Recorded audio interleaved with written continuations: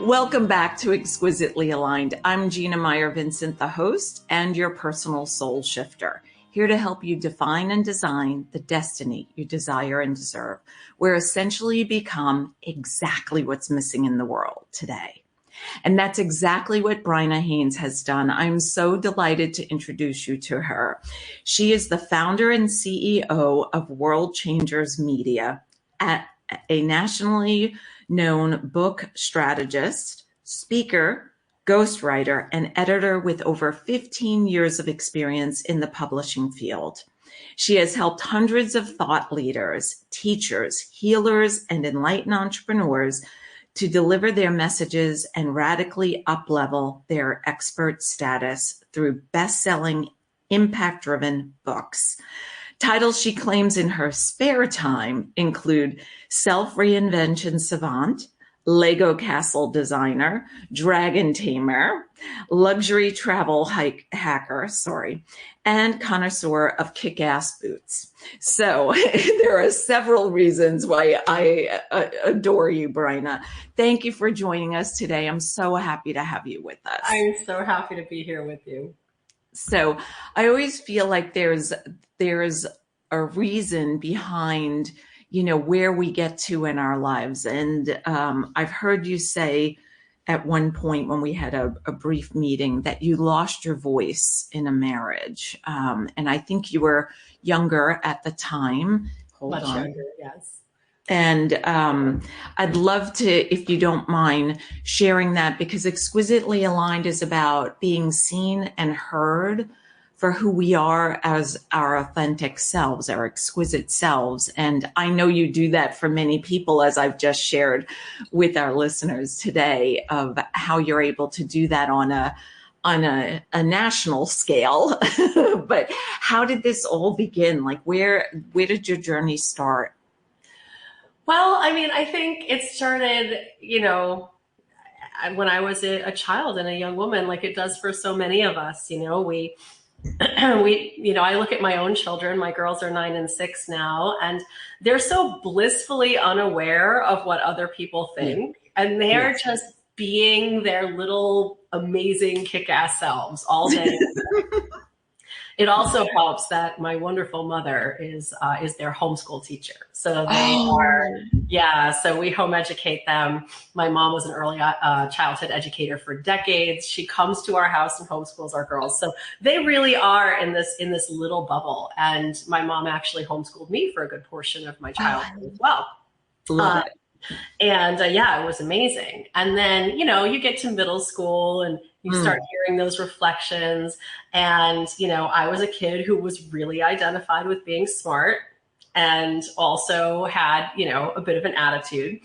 And, because I knew stuff. I knew stuff. I was a smart kid. Well, and I think it's important to claim that, I think that it's important not to let someone take that away from you, Exactly. You celebrate it. Exactly. But, as we all do, we have these wounds and, they start really showing up when we get to be about that age, and we're really looking for, a social group and reassurance and right. And around that time, my parents' marriage also dissolved, which was ultimately a very good thing. But, I started getting into this space of like, oh, people don't like me. I better tone it down a little bit.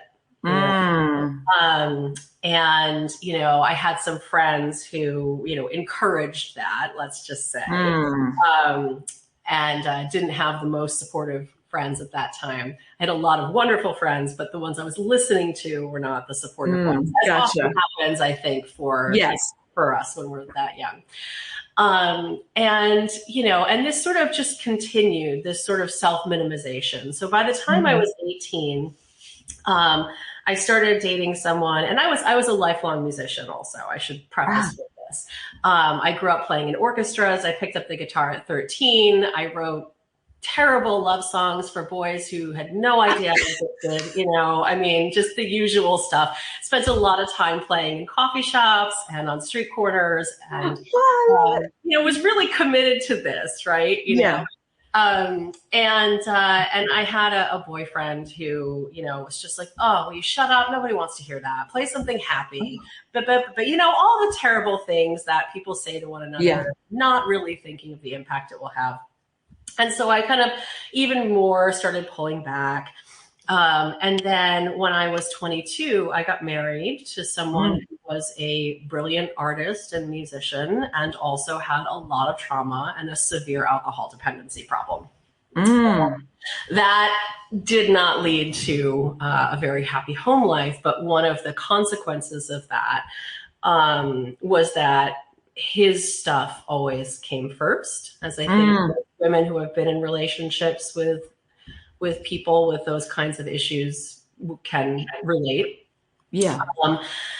And, one of the things that he confessed to me early on was that he was jealous as a musician. I mean, this guy was brilliantly talented. And, as a musician, though, he was jealous of the fact that I prioritized my music and that, that I was being this creative and I was doing a lot of composing and songwriting. And not that anyone ever heard it, though, because I had taken the ex-boyfriend's words to heart, that nobody wants to hear this. So it was all only for me.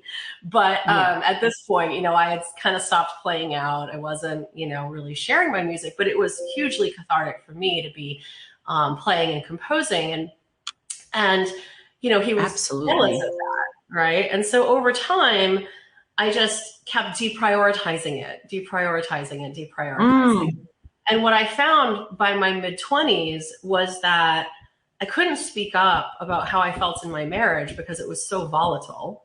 And it was very unsafe by that point, mentally, emotionally, and there were several incidents where it was physically unsafe. It was, I just felt very confined but in the day-to-day, I think anyone who's been through anything like that knows, the day-to-day is usually fine. It's 80% of the time, things seem perfectly normal. And then, you get to find every dish in the kitchen smashed and the tables overturned. And what is going on? And it was never, you never knew from day to day what you were going to come home to. And so, self-expression, being in touch with my emotions was incredibly unsafe for me. Because if I actually got in touch with what I was feeling, I'd have to upend my whole life and actually get out of the relationship. So better to just keep the door closed on that one and continue as if it's all okay. And then, one day when I was 31, it was no longer okay. And so I left.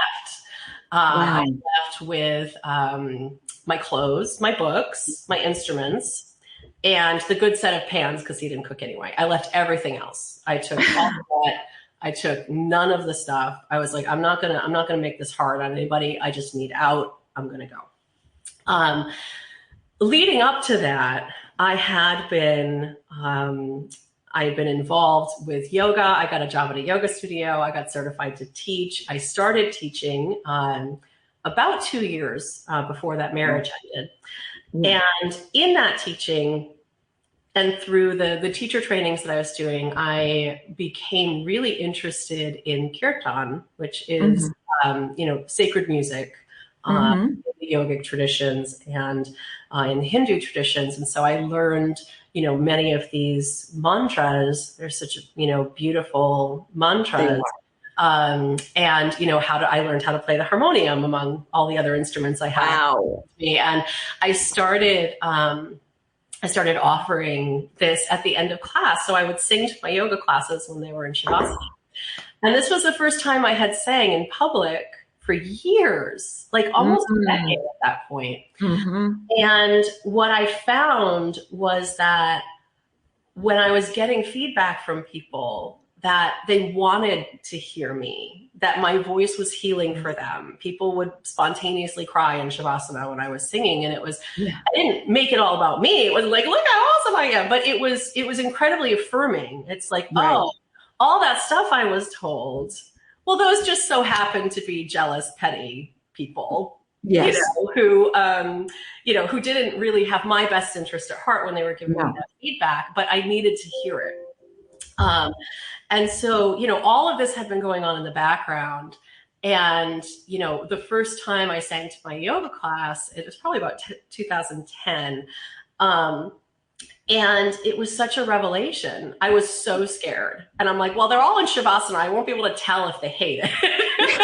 They're all laying down with their eyes closed. This is the perfect time for me to try this, this art form that I've been practicing.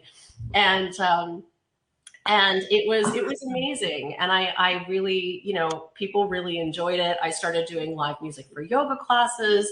And I started, offering kirtan sessions and, just sort of expanding on this. And it was so nice to be involved with something musical again, but also to be using my voice in a capacity for healing, which I had never done before. So all of this to say, the more I reclaimed my voice, the more I started speaking up about what was not okay in my relationship. And that led to the relationship breaking up in 2010. And, here I am, I'm 31. I literally have nothing left to my name, except some clothes and some instruments. My dad was kind enough to let me stay as long as I needed to get on my feet. And I found an apartment and, went through all of this healing. And all of this time I had been working already with authors. I had been offering freelance writing services, editing, ghostwriting, basically any work I could get my hands on since about 2006. And, but it was this experience that really reinforced how important it is for us to share the truth of ourselves and the truth of what is happening in our lives with other people, because I don't know that my experience would have been as drawn out. I was in that marriage for over 8 years. And again, 80% of it was perfectly fine, but 20% of it was like, holy shit, am I going to survive tonight? Right. That's scary. It's very unpredictable. And it really, again, I don't have a lot of blame. I don't label myself as like a survivor of domestic violence. It's not like that.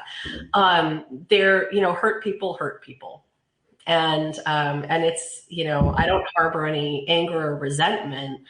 But I do look back and think, wow, if I had actually communicated, if I had told my story, if I had let people know what was actually going on and actually spoken up about what I was living through on a daily basis, like what would have been different? Would it have been a shorter duration? Would my life look different now? But, in the end, I'm incredibly grateful for where I ended up because everything prepared me to be where I am now. But anyway, so during all of this, I was supporting people with, telling their stories and writing their books and all of that. And, owning my voice for myself really brought home the importance of what I was doing with other people. And, I was very grateful to work with a publisher who specialized in helping women tell their stories. That was Publishing. I was with them as chief editor until 2017. And, it's always a process. Right. We're buried under all of these stories and expectations and fears and what ifs. And, maybe there's nothing better on the other side or whatever it is. But what I've come to know through all of this and through reclaiming my voice, both through writing and through music, is that when you are able to share your story, when you are able to get to the point where your story becomes a tool for you to help others and not a source of fear or shame or even really, any kind of dark emotion, then that becomes a gift. For you and for the world. And getting to this point it was just reflected to me on Friday. I led a full day workshop for a client of mine and his team. We were talking about thought leadership and storytelling and how our individual stories and who we are as people and our vision and values inform our thought leadership. And the feedback I got was like, I can't believe you can tell that story and like not get emotional. It's like, well, why was it emotional? I lived through it. Yeah, but it's not who I am. I'm not associating myself with those events at this point in my life. It was a long period of healing, but I'm not labeling myself in that way. It was something I lived through that gave me an immense amount of compassion and allowed me to do the work I'm doing today. Right. And it also opened the door, if I had not gone through that process and gone through that healing, I would not value what I have in my marriage today with Matthew. Yeah. He and I got together, I think about 7 months after my separation. Matthew and I have known each other since we were in 5th grade. And we reconnected on my birthday on Facebook. Like, hey, Facebook told me it's your birthday. How you doing? We got together for tea, and that was that. And I would have never been prepared to receive the kind of love that Matthew offers or the blessing of the family we've built if I hadn't had those experiences. I would have no way to fully appreciate them. So anyway, long story. But I think, for me, the lesson is that when we can get to the point where our story becomes a teaching tool, and my writers often come to that through the process of sharing their stories and writing their books. When we get to that point, we have a whole new level of confidence in ourselves, in our work. And there's a level of healing that happens because we see that it actually, whatever we've gone through, it has a purpose of some sort, if we choose to see it that way. Yes. Yeah. And that's the biggest thing. I like to say that in life we have at least 2 invitations. I'm sure there are more. I just haven't maybe uncovered or acknowledged them yet. But I think that, we go through things that are terribly frightening, but we can find the enlightenment on the other side. Like you're talking about 20% of 8 years of being, like, to me, that would be walking on eggshells, I would describe it, or on edge for when is the next, I'm going to use the word bomb going to go off, but when is that next tumultuous moment going to go off? And is it going to be a 0, or a 0.5, or is it going to be a 10, And, I think being able to, like you said, find, to use your words, the story becomes a teaching tool. You found that enlightenment. Of course, it didn't happen overnight. You explained how you went about finding that. And I love that it was, again, going back to using your voice, telling your story, music as well. I don't think I've told you, but I grew up learning piano, and then in school was able to do flute and piccolo. And for me, music is a great way to be able to express yourselves. My daughter dances competitively, and she wanted to do soccer, but because we moved here during COVID here to California, the soccer, teams, whatever they're called, weren't running.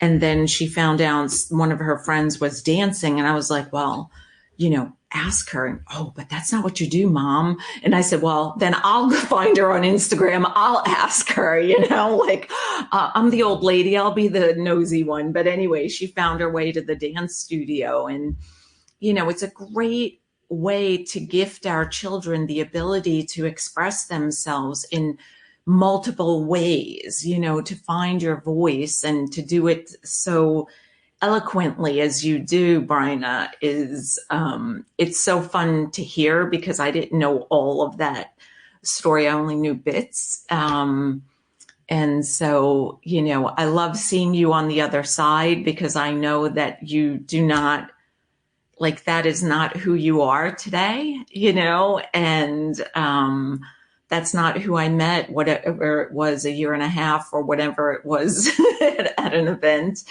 And so it's so beautiful. And I think that's a huge, so many of the things that you said, I was writing notes the whole time, but like are key parts to living exquisitely, that those things don't define us. They don't have to. I mean, we have these choices all day long, how you beautifully explained, hey, I'm leaving, I'm only taking this. It was almost like the few pieces that you took, your luggage, let's say, was really, you started immediately cutting the cords of, yeah, that's not my life anymore, and these are only the things I need, because these are the things that define me so beautifully. And I love what you do. And so I haven't announced it yet, but I'll do now that that I am delighted to say that I met Bryna, I think it was in September, October, or November. It was a fall, maybe. Was it? Am I right? Yes, it was fall of 2022. 2022. I believe it was September at Beth Davis's event in Scottsdale. Yes. Yes. And Bryna was quite special, as those of you can hear through her voice or see on camera, and kept her card handy because I knew I would need it one day. But I've submitted my manuscript and have signed the contract, and I'm excited to be one of Bryna's next year, one of her World Changers Media authors. So thank you again. I'm very excited about that opportunity. And I'm so excited too. It's a fantastic book, and to use your branding, exquisitely aligned with everything that you stand for and that you're bringing forward into the world. So it's going to be a wonderful project. I'm very excited to support you with this. Yes. And I'm looking forward to the process unfolding. And I think that it's important to remind people that you do have a story to tell, and it doesn't have to be printed in a book. It doesn't have to be publicized on a podcast, but that, finding your voice is so important. Do you want to tell us a little more about the now I'm not going to pronounce it properly, sacred music? Because I was blessed to hear you sing and share so unexpectedly, because my eyes were closed at that moment. And I think my heart was racing at that moment because what was going on around us was not something I wanted to participate in. But I was so blessed to hear your singing. And so why don't we give a voice to that for a little bit, because I'm not sure everyone's familiar with it. I am because of yoga, and have always loved humming along. Sometimes I sing, but it's not really in key. So it's more like in the privacy of my own home or car. There's nothing wrong with that. I mean, so I do not do as much singing or performing as I did several years ago. Since I've had my kids, I've pared way back. I can only do a few things at a time. Finding out, I may think I'm Superwoman, but the truth is, I need to be careful in my commitments these days. But yeah, so I found that kirtan was incredibly powerful for me, because, Sanskrit is a vibrational language. Yes. And when we chant or sing mantras in Sanskrit, there is a level of vibration that's different than other kinds of music and performing. And for those who are unfamiliar, kirtan is a spiritual music practice that is call and response. So that the person leading the kirtan will sing a part of the mantra, the audience will sing it back. So it's very participatory. It's a lot of fun. And, for me, though, the most amazing part was that I was able to offer my voice without the ego attachment of having it be my words. Mm. The songwriting portion that was so important to me as a teenager and young adult, it was really a way for me to voice my innermost feelings through song and poetry. And, you know, of course, the nasty ex-boyfriends and it was always about what was being said. And, nobody wants to hear that depressing story or, whatever. And it was a great way to sort of come back into music. And yeah, but I mean, whether you're singing or chanting or, whatever, singing in the shower, singing in your car.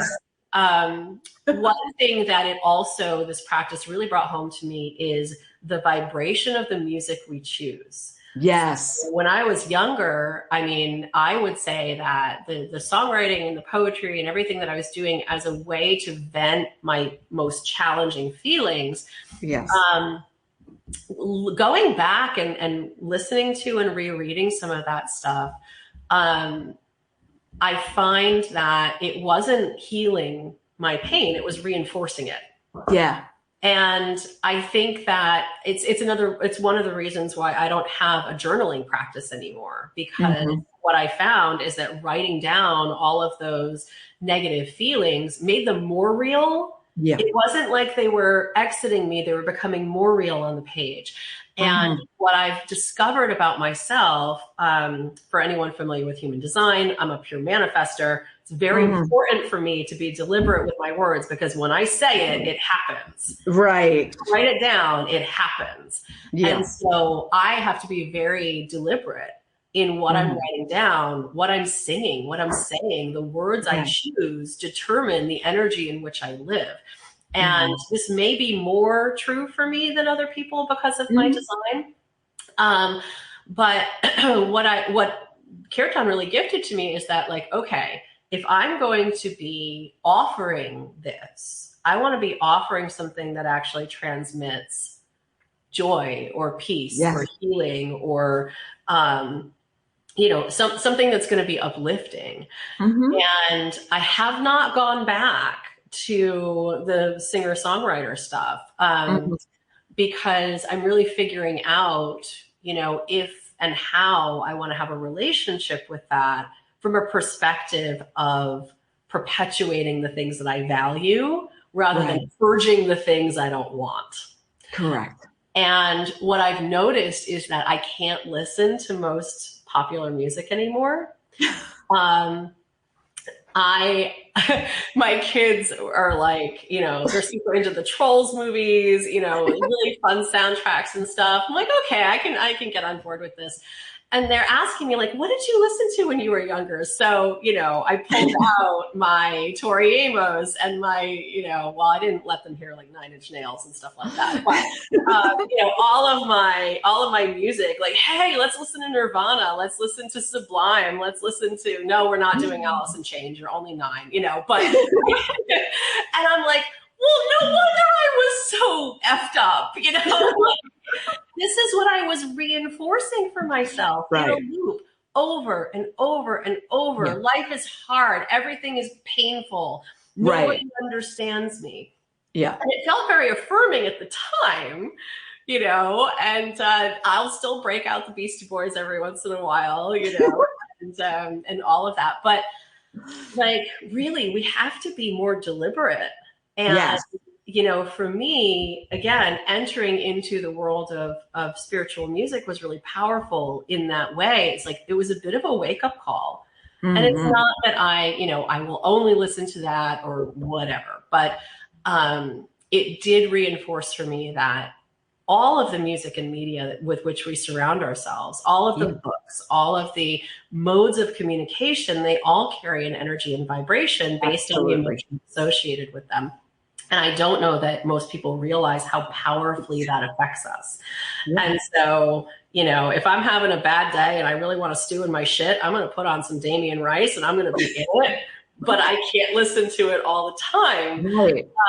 I can't make that my norm because it would be hugely detrimental to my energy and my mental health. Yeah.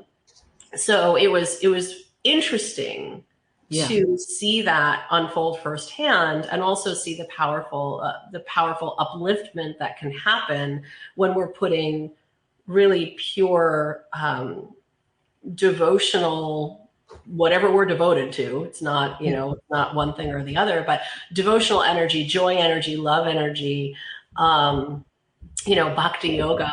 Kirtan is part of the practice of bhakti yoga, is the yoga of devotion.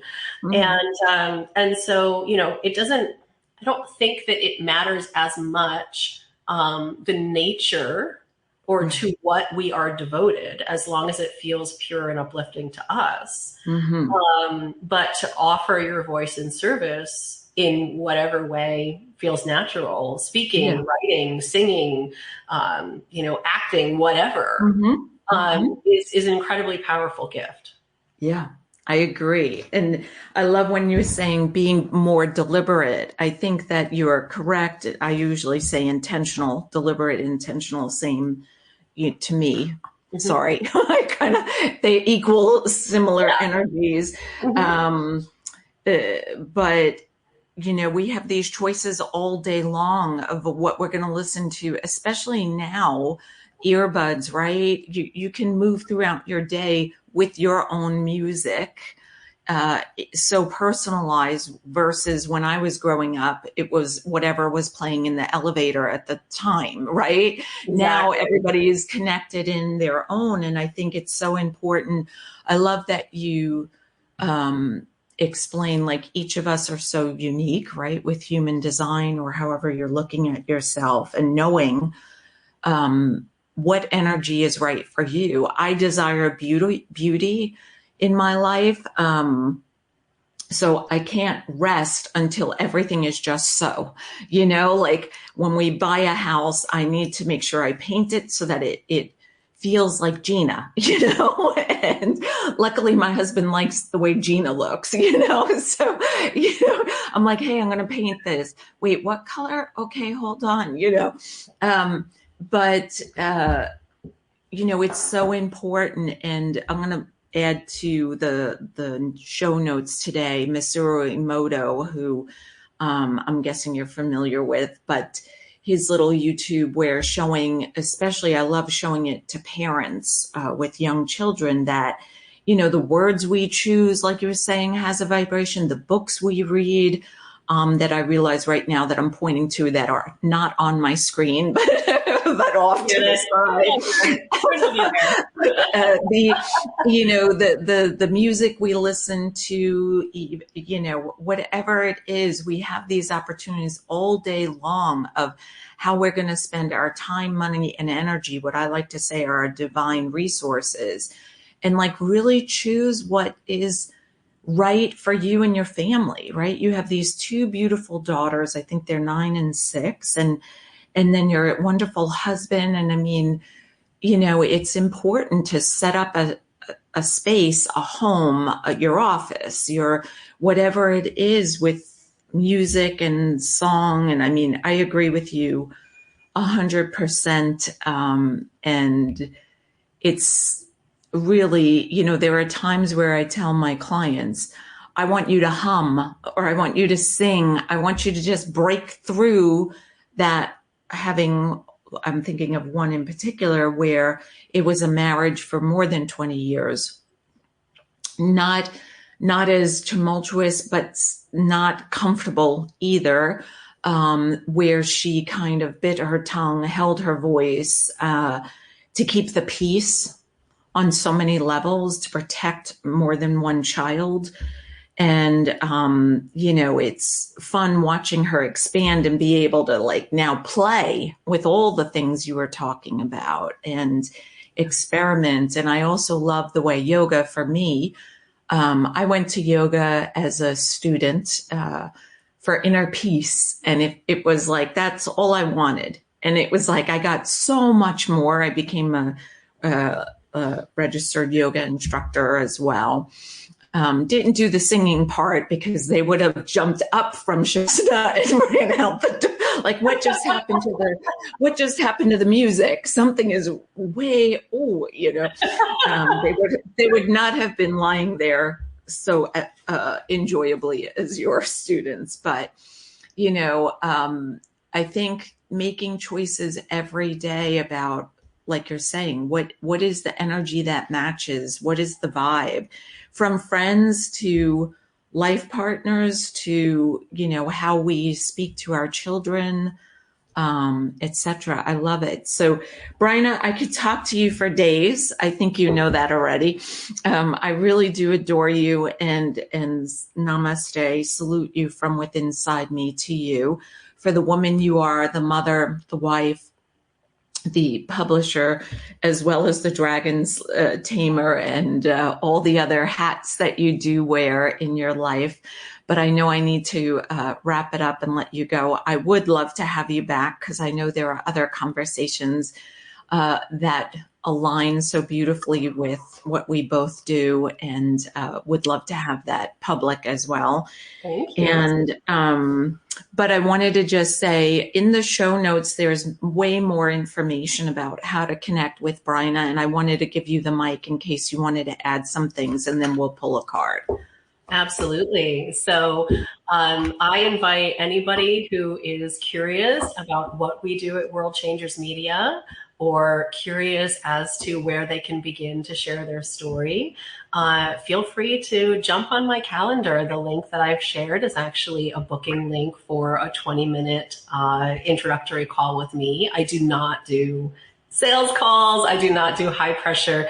It's an opportunity for us to meet and assess, you know, what's going to be a helpful path forward for you.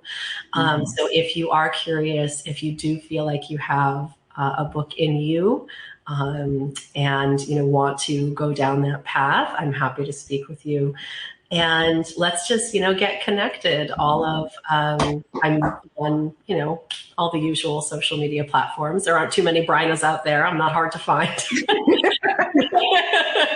And I would love to be connected. So please do stay in touch, and please do tell your story.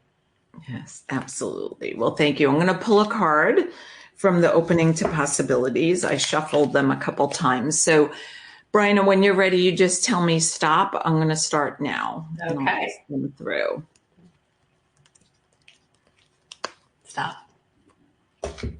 Love. Perfect.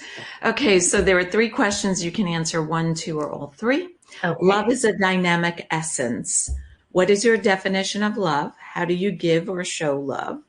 And describe how you receive love. Okay. How do I give or show love?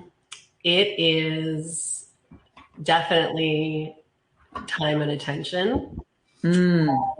I feel like, you know, it's really about deep connection and conversation for me. You know, even with my girls, I feel like the time when we're most immersed in love is, you know, at the end of the night, I'm laying in bed with them until they fall asleep. And they always ask questions about the nature of the universe at like 10 o'clock at night. Like, where do we go when we die? How late do you want to be up? But, you know, time and attention is very important. And, you know, I think that there's an element of service as well. And that's something that, you know, I've actually had a difficult dynamic with, you know, as we talked about earlier in this episode, is like, you know, when do I start loving myself enough to fill myself before I give? And that's a question I am still trying to answer at 44 years old. Maybe I'll get there someday. I'll strike the ideal balance, but for now it's a give and take. And then to receive love, you know, I think for me, it's about trust and freedom. And I'm so appreciative of my husband, Matthew, and the dynamic that we have, because, you know, one of the ways he shows me love is letting me go on solo vacations and recharge. So, you know, he's like, yeah, you need some time off. Go to England for a week, or, you know, whatever. And to be able to receive that and know that he's got everything on the home front and that I can have that freedom is an incredible gift of love. Yeah, that's beautiful. Yeah. And exciting, right? Because you come back so I think we always have to think about how do we choose to recharge our battery. I had one client who told me once a year she would do like you, a trip like that. And I was like, yeah, but it's not working. You need other things that are daily little pieces. You can't just bottle everything up and go, and then you burst 365 days later because she was not adding those little bits into the day. For me, it's finding the sunshine, which today I don't have, but hopefully tomorrow. I think Wednesday we'll have sun. But just sitting in the backyard to rejuvenate for little bits in between those like big times that you're talking about. I love that. And it's no mistake that today you pulled love, right? We were talking about healing through music, vibrations, all of those quantum physics in a so much more digestible way than reading a quantum physics book, right? So, anyway, but Bryna, you are so delightful. You're an amazing, beautiful soul inside and out. And I love the work you do. I'm thrilled to be able to work with you over the next year and to share this time with you today and allow you to share your brilliance in such a way to inspire others through your voice, through your transparency of where you were and where you are now. And even the fact that you're still, we're all still working on things because, as I learned in yoga school, one of the yogis said, if you're not going to learn anything today, then why would you awaken in the morning? There'd be no reason, Exactly. And that just stayed with me. I was like, yeah, I mean, I'm not saying you have to drive to the library, break open an encyclopedia like I did when I was a kid. Oh, you did? Yeah, I totally read the entire encyclopedia before I was 7. It was. I have to say, Bryna, for me, I was looking at the pictures. Oh man. No, my parents used to giggle because we had like the childcraft encyclopedias. Yes. I read the parents' guide and told them about how they should be doing things based on the encyclopedia. Yeah, it was a whole. Well, that would have been that would be our son who's 21. Yes. He would always say, did you read the directions before calling me to help you? No, Kai, I don't read directions. I look at the pictures and I have 3 screws left. So something is wrong, and the thing is wobbling. No. So, whenever I want like the tiny fine print, all the the parents' manual, I go to my husband or my son, whoever is free and closest to grabbing. Yeah, balance is beautiful. It's so good. I'm the visual person. I like the drawings, the color, especially if they give me color directions. That's even better. But, that's not the way it works nowadays. And so it's very funny. But anyway, so much fun being with you. You're delightful. And really, thank you for sharing. So things that oftentimes people don't want to give a voice to because they were uncomfortable, like you were saying. And for me, I think it's another way of connecting with people and inspiring just the way you do so beautifully every day. So thank you very much. Thank you so much for having me. It's been a great pleasure. You're welcome. So if you're struggling with any of the things that we had brought up today, like being seen and heard, I'd love to invite you to check out the concierge experience with Exquisitely Aligned. Till next time, be exquisite.